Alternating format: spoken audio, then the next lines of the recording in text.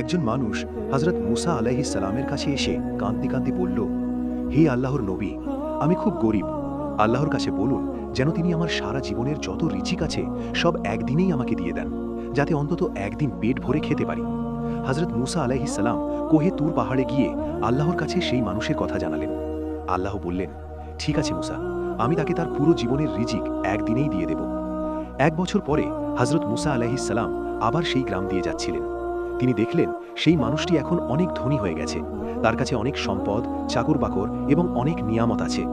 তখন হযরত মুসা আলাইহিস সালাম আল্লাহর কাছে বললেন, হে আল্লাহ, তুমি তো বলেছিলে তাকে একদিনেই তার পুরো জীবনের রিজিক দিয়ে দেবে, কিন্তু 1 বছর হয়ে গেল, তার রিজিক তো কমছেই না।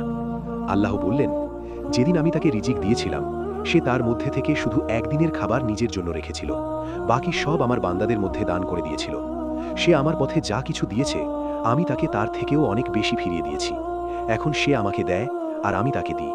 সে দান সাদকার দরজা খুলেছে আর আমি তার জন্য আমার রহমতের দরজা খুলে দিয়েছি।